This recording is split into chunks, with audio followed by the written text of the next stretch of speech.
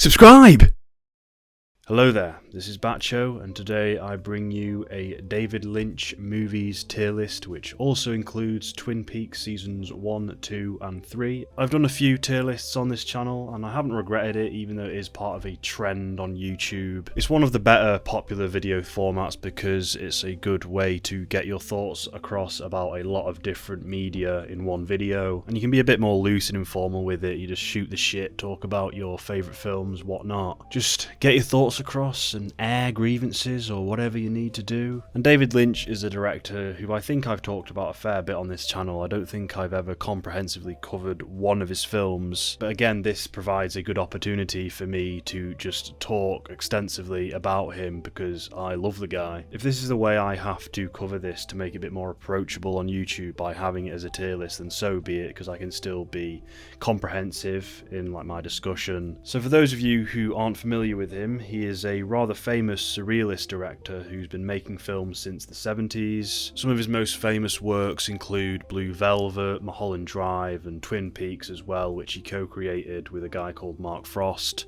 But this isn't the Mark Frost tier list, so that guy can go fuck himself. But like House of Cards is done in the David Fincher style, Twin Peaks is done in the David Lynch style. He was heavily involved in the artistic vision of that show. This might not seem relevant, but it does play into how I interpret his work, but David Lynch is really into transcendental meditation, if that's how you pronounce it. I think that he may have ascended to a higher plane of consciousness, and I say that unironically. I do think that he is a truly profound person.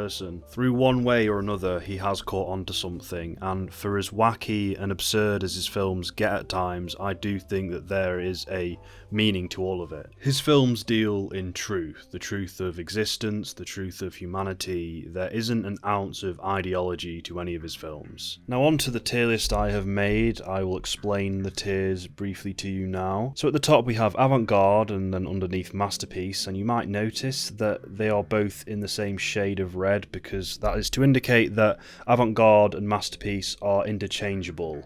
One is not better than the other. A film can be a masterpiece and not necessarily be avant-garde, but being a masterpiece is still a high honour. Or a film can be both a masterpiece and avant-garde, and I just want to emphasise its avant-garde quality, so I'd put it in that top tier. But it's all to say that those two are equally good. They're both neck and neck at the top. They both represent the highest degrees of quality in art. Underneath those two we have great, and that's sort of self-explanatory. Something that is a really good movie, has lots going for it, but again, not quite in that upper echelon of, wow, this is near perfect. You can still love a film that's in great, you can still appreciate it for all it's doing, it can still be really intricate. Underneath great, we have good, again, self-explanatory. This may mean that the film could have a few flaws that are holding it back from being utterly exceptional, or maybe it's got a lot of things going for it, but it just didn't hit you that profoundly. However, I should emphasise it's not meaningless, it is still good. That word still means something to me.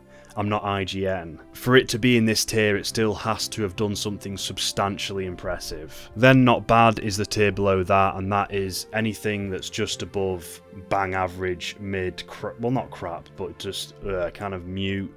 Above that is where not bad is. Probably quite a few flaws that kind of make you conflicted about the movie maybe. A rough around the edges film that you still do like. Underneath that we have mid/misguided. Now the reason that this is kind of two in one is because I can't really picture any David Lynch films being mid, because mid implies that they are generic and soulless, and I know right off the bat that I don't think that David Lynch has done anything soulless. Well, hang on, actually, never mind. I remembered one of them. Misguided is the more appropriate term for a flawed David Lynch film, because if he'd ever gone wrong, it would just be because he was misguided, or he didn't have the right idea, or he didn't bring it to fruition properly. He is always working as an artist trying to make something genuine, so it would always be an honest failure. And that leads us to the bottom tier, which is pretentious. And again, if you are one of these more artistic directors, this is one of the worst things you could be accused of being, and a lot of people who despise David Lynch would describe him as this. And it is kind of the perfect antithesis to avant-garde, and honestly this is an excellently put together tier list, if I say so myself. But yeah, I'd never call like a David Lynch film mid, because stuff like mid or this was bang average, that applies to fucking Mario Brothers movie and shit like that. Stuff that's just so like bland fucking colourless shit. I must also mention that this video will feature a few cameos from other great YouTubers that have been kind enough to offer their assistance in helping me rank these beautiful works of art. Each guest has chosen a film that they'll be ranking themselves, and I'm really excited to be collaborating with these people. So thank you to the collaborators for being a part of this video, and I hope you had fun doing it. We're going to go through these films in chronological order, which means we'll be starting with 1977's Eraserhead. Same year as Star Wars, and completely different. Eraserhead is a masterpiece. Oh, right, we're done. Okay, no. This is a perfect, low-budget, surrealist piece about men's fear of various things. You could interpret it simply as man's fear of sex, pregnancy, responsibility. There's so many different ways you can go. A common feature of David Lynch's films is that they'll have themes that are utterly universal because they do such a good job at representing the human psyche. It's one thing to see a great work of art and appreciate it on a filmmaking level, but for it to resonate with you is more important. And I'm happy to say that I have an emotional connection to this film. It's not just that, oh, the cinematography's ace and this or that's great. It's also just, yeah, this speaks to me. I love these ideas of him fearing his own bloodline, as if there's something about him that he doesn't want to pass on to future generations. For as abstract as it is, it still provides you with the basic core narrative that you can relate to. It's this baseline concept of man and wife have this deformed monster baby. Like, anyone can just instantly like get what that's going to be about. It's a metaphor that speaks for itself. So the fact that there's this precise story beat that you can connect to prevents it from being pretentious. It's also David Lynch's take on a dystopian future, post-apocalyptic world, which is brilliantly crafted in this. The setting is almost alive. It's this dirty industrial monster. I do really like this film, but it is a little rough around the edges because of the low budget. A few of the practical effects look a little fake or a little too wonky, but some would say that that adds to the uncanniness of what the film's going for. One thing that sticks out to me is like a stop motion worm that just looks a little primitive, but aside from that I don't really have any major complaints, and again the argument that it adds to the uncanniness is very valid. I'm definitely going to put this in one of the red tiers. I'm going to put it in avant-garde because I don't know. This is almost the Citizen Kane of experimental movies. Tonally, it's insanely influential. So much media since has tried to emulate the specific mood that was created in this. And I think it gave a whole new meaning to the idea of dreamlike filmmaking. So yeah, easily avant-garde. Next, I think it was 1982, we had Elephant Man. So 5 years after Eraserhead. Now this is arguably Lynch's most accessible film. I think it's quite famous. A lot of people have probably seen it. For me, it's in that vein of like Schindler's List, where I sort of grew up knowing about it because of like my parents. They'd say, oh, it's a really emotional film, and if your parents know about it, then you know it's a normie piece of shit. No, that's a joke. If this is David Lynch's take on a true story biopic, that kind of accessible format, then he did a pretty terrific job, because all things considered, this is a really solid movie. It might not be as fun and abstract and wacky as his other works, but still, like, I'd say he went about as absurd as he could, given that it's like real source material or whatever. I think I saw this for the first time after seeing Eraserhead, and I remember thinking that it could very well take place within that same post-apocalyptic universe, because tonally and visually it is very similar to what Eraserhead was going for, and how it uses that tone to depict London as this nightmarish place.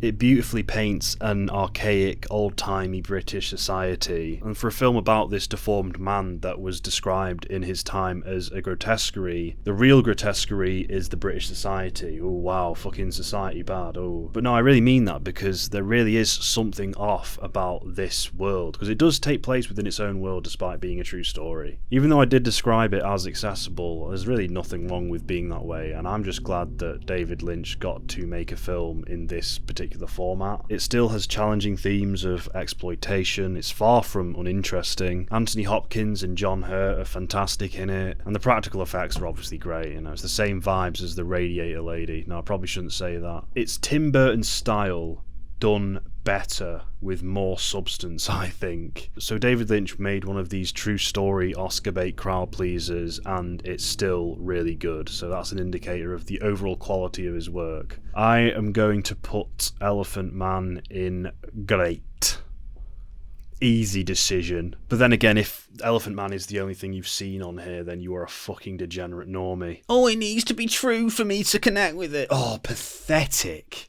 Next up, rather topical, you could say, Dune or Dunny. Put it in my dunny. Now, I think some people like this. Jay Bauman, for instance, you know, that fucking loser. But I don't. I don't like this. I watched this after reading the book, which I must say is excellent. One of the best books I've ever read, because it's one of the few books I've ever read. It's not to say that there aren't any interesting directorial choices. In fact, there's a lot of things that I should theoretically like. It's just somehow not enough for what this film ultimately turns out to be. I do like the whispered inner monologues, very strange and weird, and Lynch's attempt to incorporate the deep philosophical, analytical thinking of the books. The novel is full of these instances where the characters have these extensive philosophical thoughts, and really it's quite unadaptable because of that. For me, one of the best parts about the books are those giant extended contemplations had by the characters. And for as much as I did like Denis Villeneuve's new Part 1 film, there was completely remiss of all of those like introspective thought stuff. I mean, again, how do you adapt that kind of thing? I mean, apart from what Lynch did in this fucking film, just literally had it as like a sort of narration, I guess. Again, it's like I say with video games, like The Last of Us didn't need a TV adaptation. You should encourage people to go and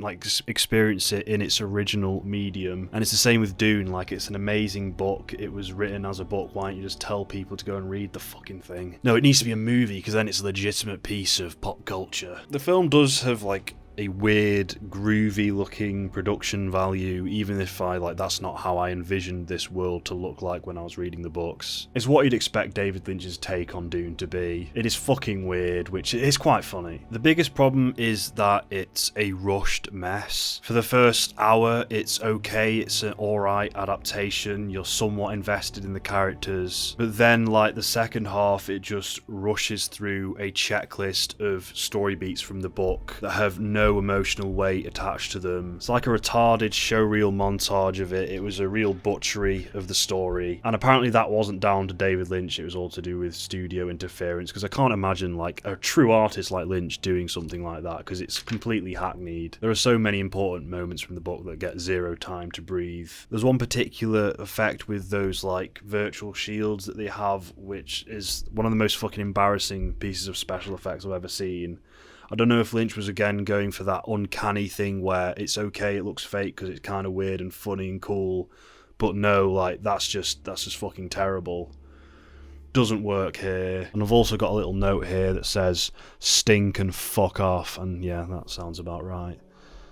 What a cunt, honestly. Anyway, sorry. It's okay when David Bowie does it because he can act, but it is a bit cringe when you have all of these like rock and roll people thinking, oh, I'm going to be in a David Lynch film, I'm cool like that, so yeah, I'm gonna be involved with this guy. Or like Nicholas Roeg, it happened with him as well. But then again, Art Garfunkel was pretty good in that one movie. I'm yet to see a Dune film that properly emphasises how fucking hot and dry it is on that planet. That's one of the parts of the book, that's like the visceral aspect. It's like, oh, it's so bloody, like, I feel so hot, or I feel like every fucking piece of sweat is, like, valuable. I haven't got that. I didn't get that feeling in the new Denis Villeneuve film, or whatever. I'm going to put Dune in misguided, because it's not pretentious. I guess it doesn't really qualify as that. It's just fucking shocking, really.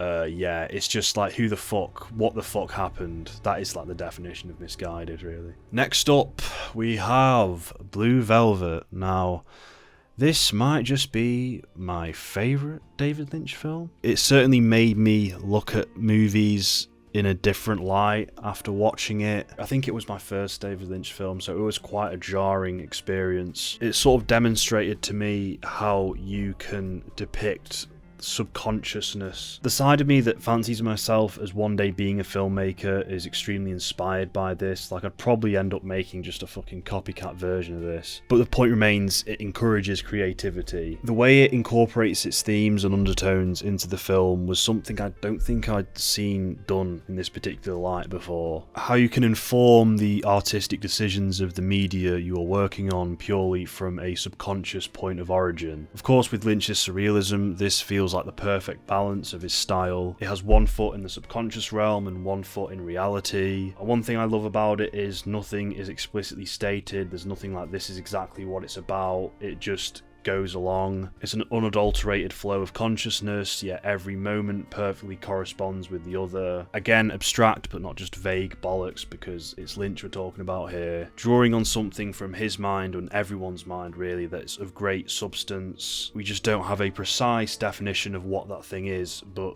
the obscurity makes it more intriguing. You aren't supposed to be able to fully define a Lynch film, you're just supposed to feel it, and that's sort of his whole philosophy around filmmaking. Filmmaking is its own language, it's its own medium of trying to explain something to another person. So to him, the idea of just explaining what his films are about is kind of superfluous, because the explanation is already there, it's just in the language of cinema again. I love Kyle MacLachlan's character and what it says about the adolescent persona. He's perfectly cast as well, because he just looks like a perpetual boy. It's weirdly a coming-of-age film about sexual desire as well as carnal desires. But again, as I'm talking about it, I feel guilty. I don't want to go into it. I just want you guys, if you haven't seen it, to watch it, get your own experience. The feeling I get when watching the film is enough. I don't need to explain to myself why, like what the themes are, why I like it so much. Because I just fucking know, like my fucking subconscious brain just knows. It's like, okay, this is speaking to me. I look like a fucking lunatic. It's a masterpiece, and as a side note, Dennis Hopper plays one of the most intimidating, terrifying characters I've ever seen in a movie. I was always on edge when he was on screen, and it's nice to feel such a palpable reaction from a fictional character. Yeah, that character is one of the best antagonists in all of cinema, just excellent. Heineken! Fuck that shit! This is definitely a masterpiece, easily. Again, one of my favourite films. Maybe not necessarily avant-garde, but I could see why people could say it is. Maybe just 86, quite late, you know, like the 70s had done a lot of things by then. I don't think it is nullified in any way by not being avant-garde, so yeah, I'm putting it in masterpiece. Fucking Kino. We're not allowed to say that. Next up is Wild at Heart, and boy, isn't it just an amazing thing that Nick Cage and David Lynch collaborated. This film overlapped with the release of Twin Peaks, so maybe the chronology is a little off here, but fuck it. It might be a good time to mention that there is this running commentary of America that's sort of effortlessly present in all of Lynch's films in a way, but what's beautiful about it is there's nothing pointed or political about it. It's just like kind of just natural. These introspective and articulate sentiments come so naturally to him that it's almost like breathing. Just a bit more David Lynch dick sucking, but he's just so inherently in tune with the universe that anytime he expresses his thoughts, they'll be of great intellectual significance. That's just what I think. It's pure subconscious truth, insightful, profound. That's what we're dealing with here. Anyway, Wild at Heart. I'm kind of breaking the rules. You aren't really supposed to discuss Lynch's themes too heavily, but I enjoy timeless archetypes, I enjoy timeless stories of humanity, and that is largely what Wild at Heart is about. It's a rather acute showcase of the devouring mother, I could say. Nicolas Cage is fantastic in this. It's a different role for him. It is wacky, but it is specific. It's controlled chaos with a purpose. And like Lynch, you do get the sense when watching various Nick Cage films, the good ones or the bad, that his performances are also driven by his subconscious, as chaotic as it may be. You imagine that he has an intense respect for the craft of acting, almost spiritual. The unrelenting rawness of Cage's acting style is a perfect fit for Lynchian storytelling. Laura Dern is also excellent in this. God, I fucking love Laura Dern, just because of Lynch's stuff alone. Her and Cage's couple are so sexually energetic. The film does a really good job at depicting these characters as wild, and also how David Lynch depicts sexuality is always poignant. Wild, horny, crazy, crazy. And then Willem Dafoe shows up and it gets even weirder. He's just a fucking lunatic. I like how Lynch frequently deals with lust in his films too. It's an ever-present emotion throughout everything that he's worked on. He's one of my favourite directors for depicting this particular human desire. A carnal craving that we all have within us, and David Lynch's stuff provides some good introspection regarding all that. Especially for us lads, you know, us horny, devious twats. There's a lot more I can say about this film and what it's driving at, what it means, but again, it's a tier list, so I have to be a bit more brief. It's one of those films that I may one day just do a big 40-minute video on. But yeah, for now, I'm going to put this in. This is a high grade because I think I'd give this like a perfect score of just like a 5-star on Letterboxd maybe. It's another one of my favourites, but I don't know, Masterpiece might just be a bit too high of praise. It's high grade. It's like 9 out of 10. Oh, you fucking don't listen to number ratings. Anyone who does that's a pervert.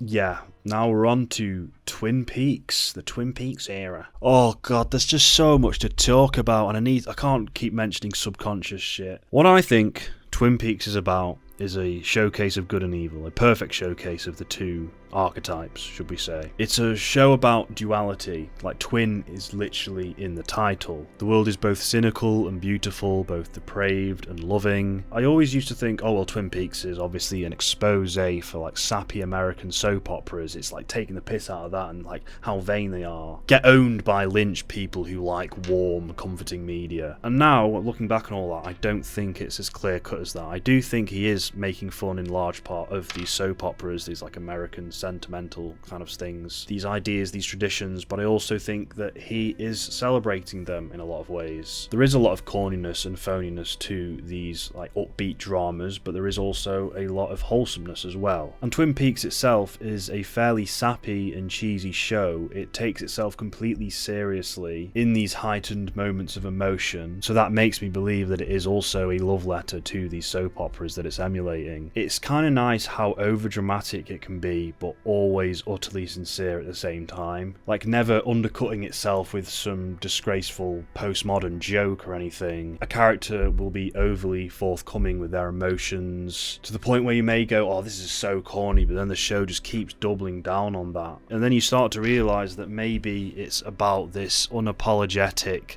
lack of cynicism or a rejection of cynicism where a lot of other media has gone the other way. The score, like the show, has the perfect amount of foreboding and hope. It's that perfect balance of these two tones that not a lot of people can properly pull off. It's the best TV show theme of all time. Again, the show deals with good and evil, and it showcases these things via exaggerated and intense means. The horror aspects of the show, the evil, the depravity, is conveyed extremely viscerally. There's imagery and scenes within this show that will stay with you forever. However, since the show is also about good as well as evil, good is also displayed in this unabashed manner. It's balls to the wall and unmistakable, hence it comes across as corny even though it's being utterly sincere. It's that duality again, that yin and yang you could call it, dual states of humanity, extreme highs and extreme lows, peaks and valleys, all that shit. There's multiple establishments in Twin Peaks like RR's Diner, and then you have One-Eyed Jack's. You have these wholesome establishments, but you also have these devious ones as well. And I think that RR's Diner is like the inverse to One-Eyed Jack's. The men in the show go to these two establishments to obtain some form of pleasure. I don't know if it's RR or Double R Diner, I forgot how they pronounce it in the show, but you go to that place for a delicious cherry pie. It's this loving environment, and the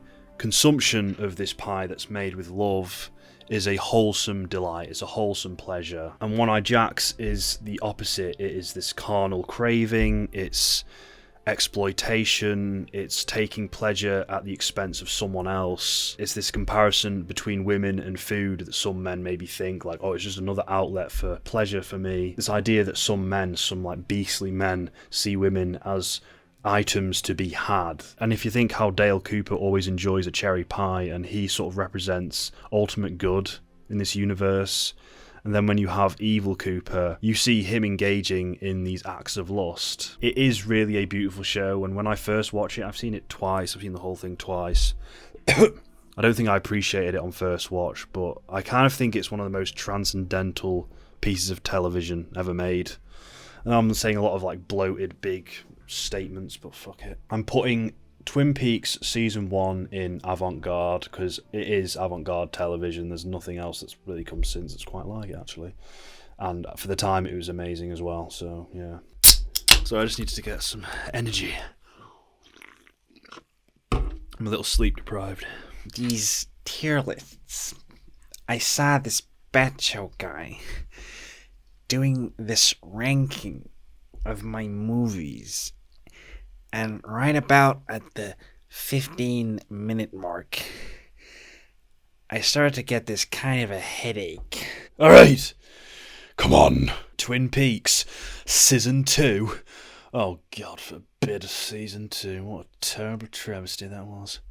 Okay, so Twin Peaks Season 2.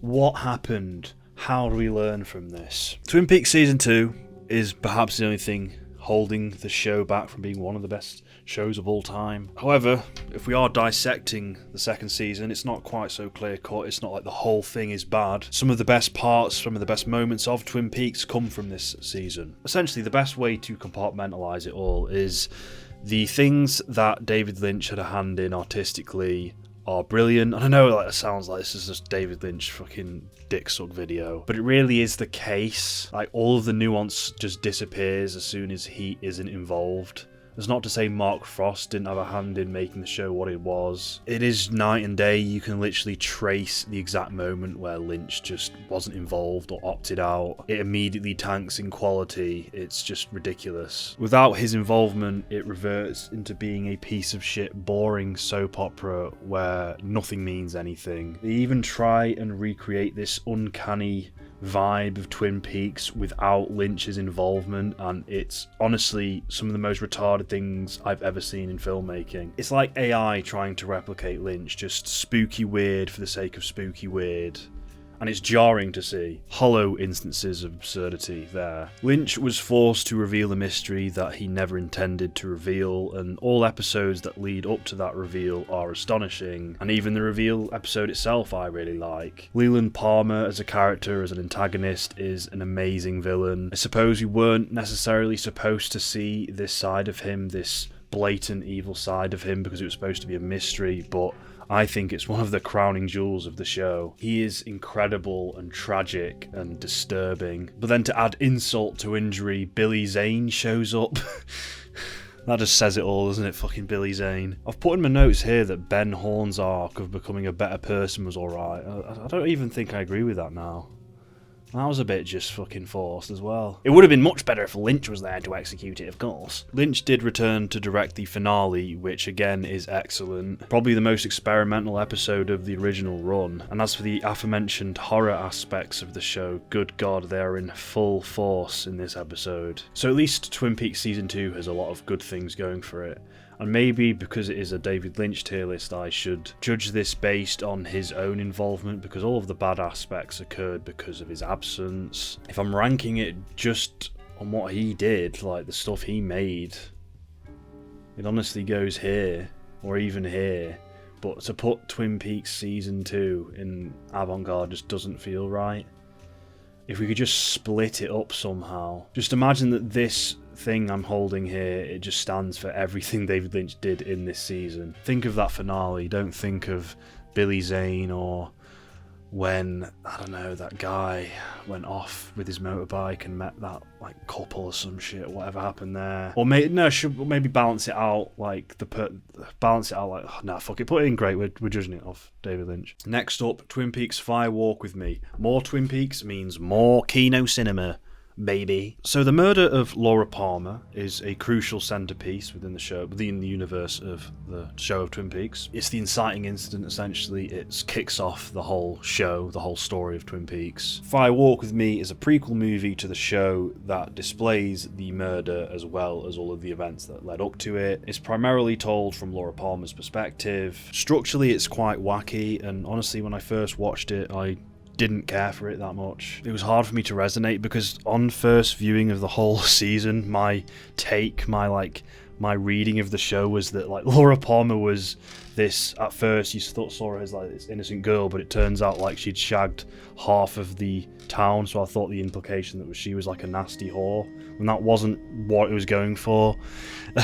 So I guess I just didn't care about Laura Palmer or something. That sounds a bit fucking like nasty, Jesus. Maybe it's because Laura Palmer, like every character in this show, is good and evil. Like she's got negative and positive traits. As of right now, however, I have seen this film twice. It's one of my favourite segments of the Twin Peaks saga. It's just the same sentiment for the whole video. Everything that David Lynch had a hand in was one of my favourite moments. Of course it was. Now this is to be viewed as a sequel slash prequel to Twin Peaks, as in this will literally not thematically work for you if you haven't seen the first 2 seasons of the show beforehand. It's intrinsically designed to be a bittersweet look back on Laura Palmer's existence after having learned about her character from the show. Narratively it's a prequel, but thematically it's very much a sequel. There's even imagery and events in this film that play upon things that were canonised by the show. Ignoring all that, the film itself, however, is a beautiful but mortifying story of a girl's descent into hell, or evil, not literal hell. It's Lynch taking a crucial moment in Twin Peaks canon and using all of his sensitive directorial trademarks to paint this event as this provocative Greek tragedy. It's heartbreaking but not nihilistic, disturbing but not torture porn. Again, the perfect thematic balance of light and dark that Twin Peaks is known for. Lynch isn't solely a horror director, nor is Twin Peaks solely a horror show, but Fire Walk with Me arguably features the most harrowing moments of both Lynch's filmography as well as the Twin Peaks story. All of the aspects that gave Lynch a name in the horror genre are on full view here. The remarkable thing is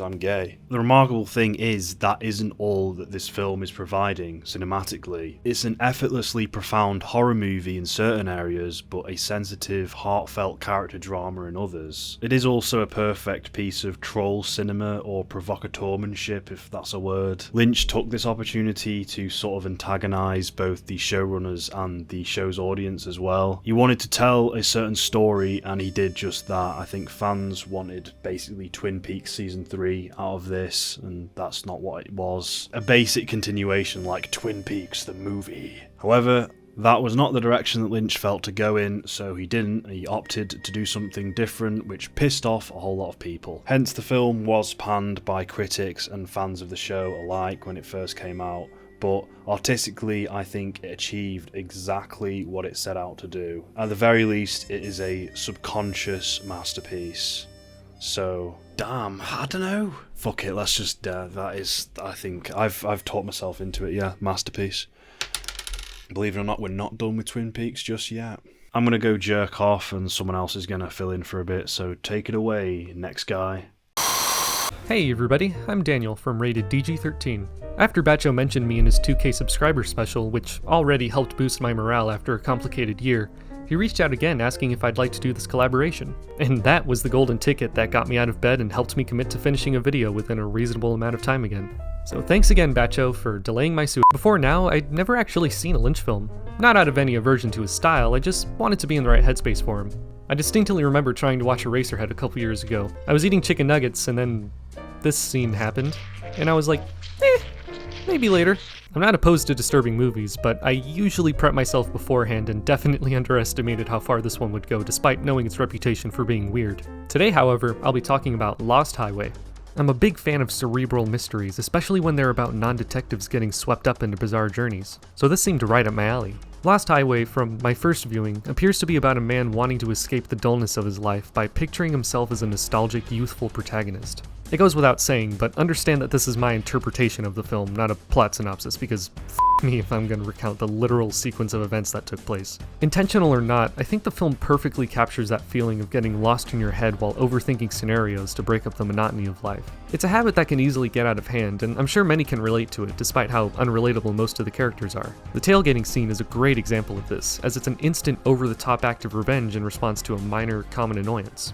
Renee becoming Alice is another indication, as she goes from a spouse Fred can no longer pleasure to a femme fatale cheating with him on a gangster.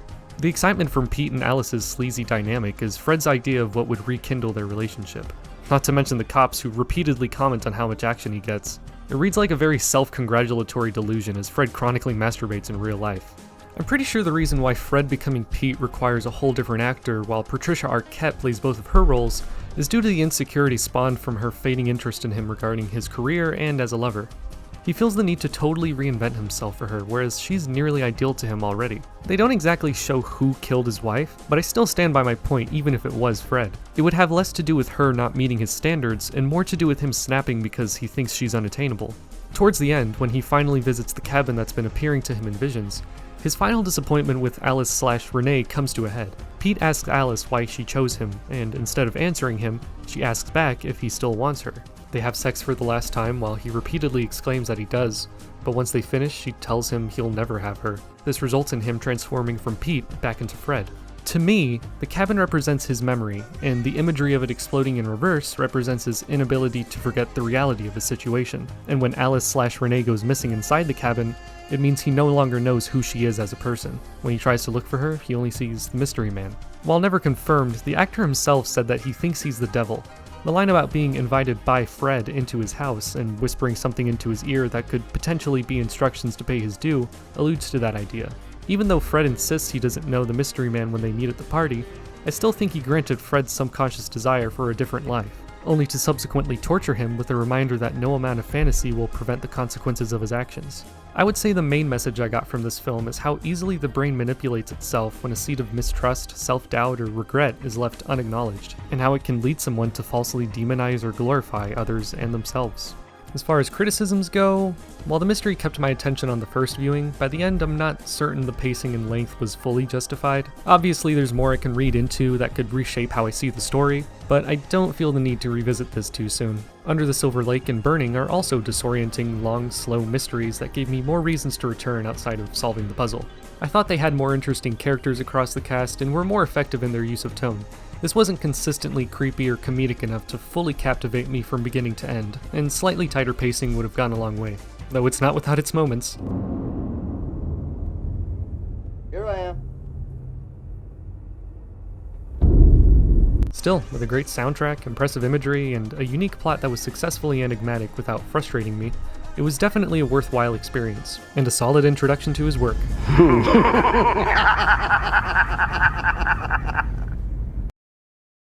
Initially, I felt this belonged in the good tier, but after watching more David Lynch movies, it's bordering on not bad.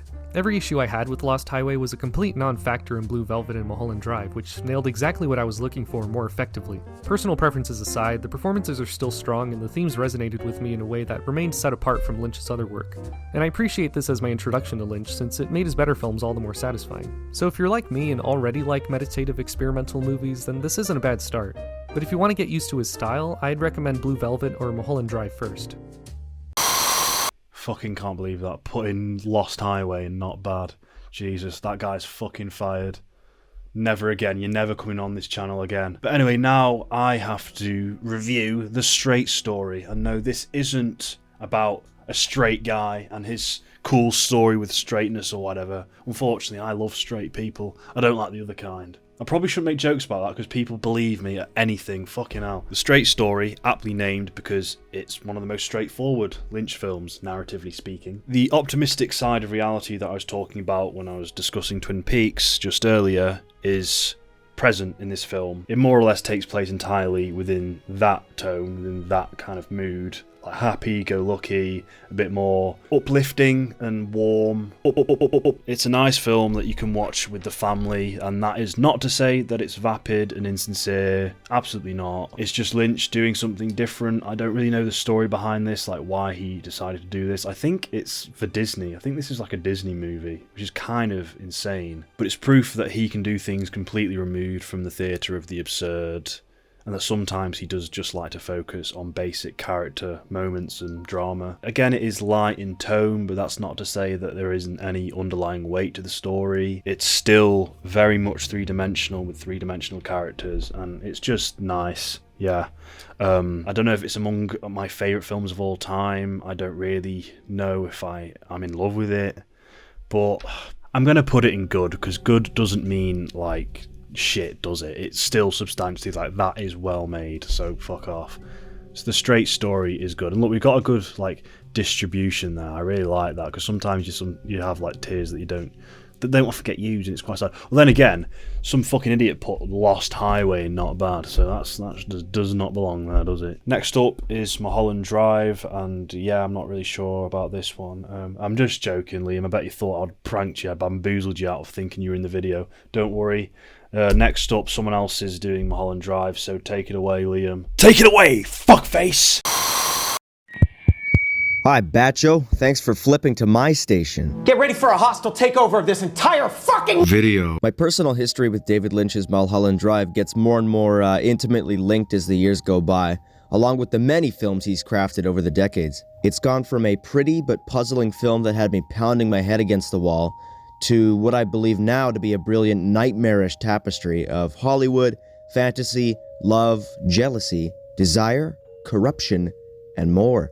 You strip a film like David Lynch and suddenly it's a new genre. A genre of total understatement and mystery. It won't do anything for you if you don't actively engage. You have to do the soul-searching yourself. Lynch gives us his fragmented vision of the Los Angeles pipe dream, the casting couch, and escapism very effectively. Not using the "it's all a dream" cop-out as an output for relief, but instead he confronts the implications of the dream head-on, putting a wavy, twisted mirror to the entertainment industry. The Club Silencio sequence remains as one of my favorite moments in Lynch's filmography. It shows us why we come to theatrical productions in the first place. Fiction soothes our reality. Cool feels better than realistic. There is no band. Nothing is real. And yet, you feel. Club Silencio, of course, means Club Silence, which is what these art forms require. Nothing matters in the moment except for the screen, except for the song. Listen and you will receive. You will take commands as the actors did so too. But the dream must end eventually, and you may not enjoy what you wake up to with all this dreaming you're doing. Dreams subconsciously tell us things about ourselves that we may not understand, and yet we'll just run away anyway. Abstract art is a direct tribute to this, and an attempt to emulate it while you're awake. It's been said time and time again, films are dreams. And Hollywood is built on the back of a gigantic broken promise. Directors are given the illusion of control. Meanwhile, the mystery men making the adjustments are nowhere to be found. It's no longer your film. They say it to you with such succinctness. It was never about you. You're the puppet. And so is your cast. The very first scene in Mulholland Drive, featuring couples jitterbugging until the cows come home, is very obviously connected to Diane's shenanigans in Canada before she is whisked away and cruelly seduced at the helm, truly of her benevolent parents. But the choppy scene itself took me yet another deathly obvious slap in the face to get. Aside from having that general fakeness that Lynch enjoys anyway, it highlights how skewed an image can become when you rely on one of these many techniques that Lynch seems largely opposed to. The bird at the end of Blue Velvet is a popular instance of Lynch's fakery that had people turning their nose up at it. It doesn't have to be polished, it just has to get the point across and look like somebody hand-made it. Like art. Pragmaticism is deflating for him. Every little effect has to feel like a project. The effect is no good. The lies you tell yourself are slipping away, revealing darkness. This little scene is in the heart of the movie. I can barely tell who is new and who is duplicated. If one girl doesn't do the trick, another one will. There are few fears quite like the fear of failure, and what drives it is your expectation. What you expect of others, what you expect of yourself, and what you expect of fate. The dream isn't just over, it's dead, and you're dead too. I guess that's all I really have to say before I bore you to death. If I'm placing this in a tier, I think I'd say it's an avant-garde. I love this movie very, very much. I think that in terms of the, you can make the case that it's more of a masterpiece, though, considering how much of the movie continues to make more and more sense when something like Twin Peaks has questions and mysteries that I may never fully grasp or feel confident about even. It's my absolute favorite that Lynch has done. However you'd gauge that is subjective. Maybe I'll go with masterpiece instead. Yeah. This was cool, man. Thank you again, Bacho. Good to see ya, and have a happy ranking. Fucking morons everywhere. Masterpiece. Impressive. I'm really glad that we had different people in to review these films, because when it got to Mulholland Drive or Lost Highway, it would have sort of turned into me sort of repeating the same things over and over again, because Mulholland Drive, Blue Velvet, Lost Highway, Wild at Heart, they have aspects that I love, like very similar aspects. Like they all provide similar experiences for me, so I would have just ended up repeating myself probably. But I know, again, critique of Hollywood, it's great. It's great that Lynch did that. Now we're on to Inland Empire, and I think of all of Lynch's filmography, this one, I haven't seen this one in a while. My memory on it is very hazy. I don't think I liked it at all. I've seen it once. I didn't like it at all when I watched it, but because now I'm pretentious. I mean, no, now I'm versed in what David Lynch is all about because I'm more media literate. I don't think I would dislike it so strongly if I rewatched it today, say. Now, the more I read up about this film and the more context I get, I sort of gather that it is David Lynch making a big troll movie. It's one big, wacky, almost incoherent shitpost, maybe. It could very well be another brilliant deconstruction of Hollywood that I kind of just missed the point of when first viewing it. Maybe, again, I would love it if I saw it today. It was shot entirely in standard definition with a consumer-grade Sony camcorder, which is quite funny, and he edited it on Final Cut Pro, apparently, over a 6-month period. Regardless of what I think, if this was your introduction to David Lynch and it put you off watching his other stuff... Sorry, I just heard a fucking weird sound then. That was just my fucking ear. I've got tinnitus. Jesus. Again, if you were put off by this film, if this was your introduction to Lynch, that shouldn't be the case because this isn't representative of all his other work. This is a very difficult one to get into. Blue Velvet is a good place to start with Lynch's films. This is like the worst place to start. If this was the only film I'd seen from Lynch, I'd think he was a right twat as well. Please do not give up on David Lynch if this is all you've seen. If you've watched this and that was fucking horrible, and I watched it with my grandma as well, and she hated it too because she wanted to see Gone with the Wind for the 60th time. Well, so what is Inland Empire about? Well, it's essentially Laura Dern going insane for 3 hours and making the same face, at least from memory. But everyone else says she did an amazing performance, so maybe I'm wrong. And that is another thing. It's very long, maybe Lynch's longest film, and you feel it. How long? I think it's 3 hours. 2 hours, 48 minutes. Yeah, that's fucking mental. Well, not, but it is hard to review this just off memory. It's so vague and distant, but I think I would have more respect for this than Dune, because Dune is just the most cynical film David Lynch made. That's his worst film, definitely. I do want to watch Rabbits, which is a short 40-minute film about a family of people, the rabbit heads, and the reason I mention that is because there's segments of that film in this film, Inland Empire. But to be fair, even just think about it now, the most intriguing thing is the story behind it and how it was just a big shitpost troll. The film itself, I don't really know if I'm that motivated to go and rewatch anyway. He did a funny For Your Consideration ad in LA. He just went out with a large poster of Laura Dern from the movie, as well as this cow that he had with him, because he had no marketing budget. That's why he did this. And I think combined with that, that's a performance art thing. It kind of completes the film. It is hard placing this. I feel I got insufficient data to judge it, but I'm gonna put it in not bad, which honestly makes me sick that it's in the same place as Lost Highway, because Lost Highway is certainly much better. So how dare you, DG-13, for doing that, putting it. Oh god, makes me sick. Fuck it, yeah, not bad. That's a good place to kick it. This seems like a cool place to kick it. It's really dark. It's not late. What time is it? It's dark because British weather. I'm not being that British weather guy, but it gets rainy and cloudy just randomly. It's not even that late in the day because I got up early today to make this video. Okay, we're on to the final ranking today, the final piece of media, which is Twin Peaks: The Return.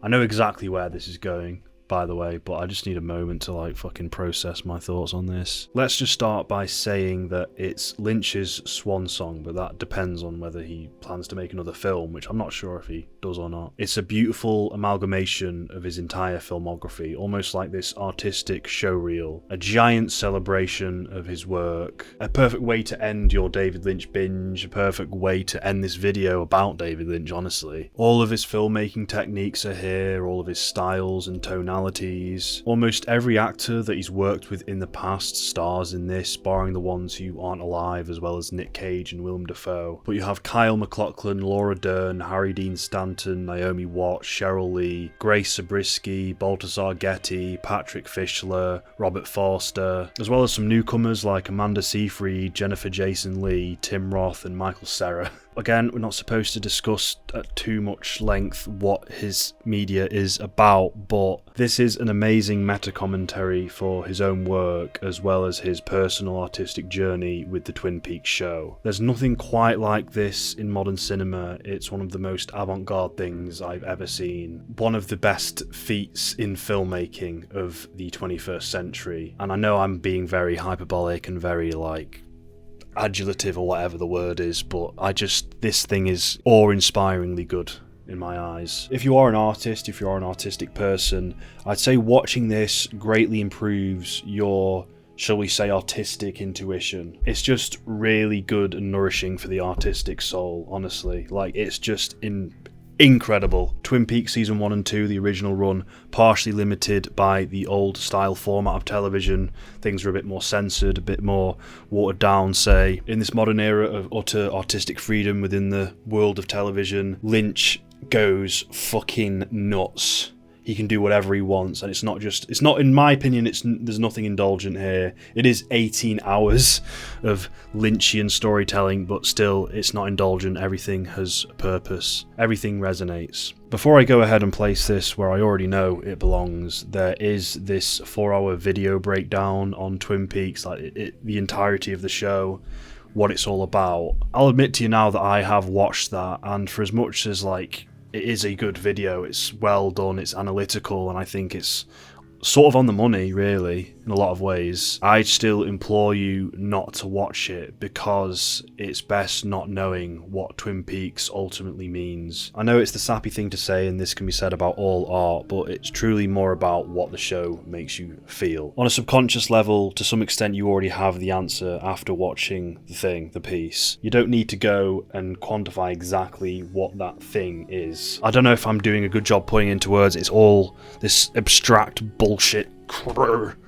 But fuck it, I'm being sincere. I'm sick of. I'm not selling any of this short. Fuck off. It's such amazing art, bitches. And with that, Twin Peaks Season 3. And remember, this came out in 2017, right in the middle of the modern era, and to create something that's avant-garde by today's standard is something I didn't even think was possible, honestly, anymore. But I truly think that this, by modern standards, is avant-garde television.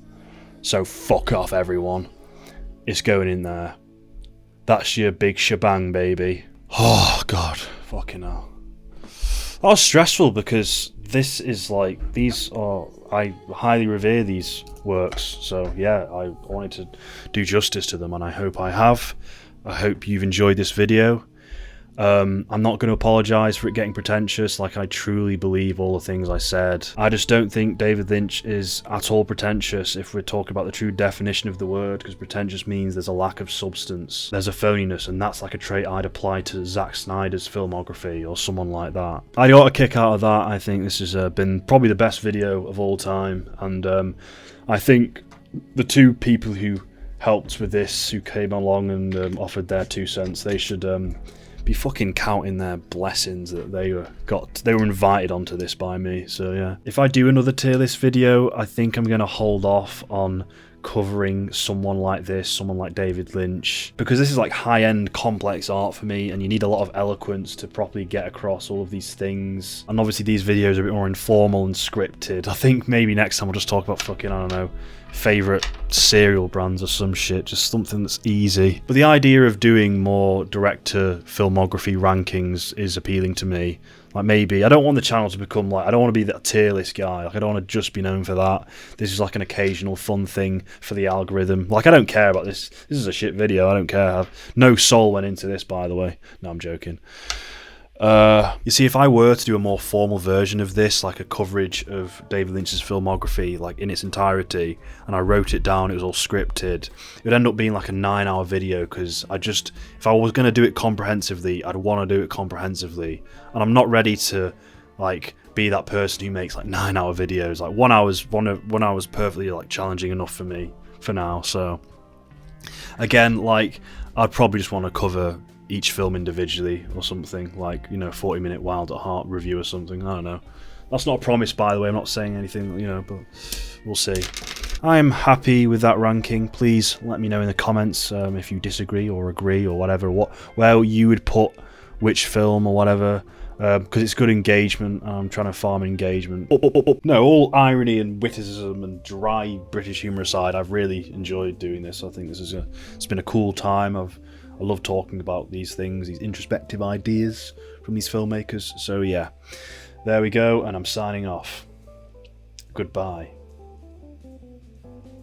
Right, we're not rolling anymore. Okay, fucking hell, that was terrible.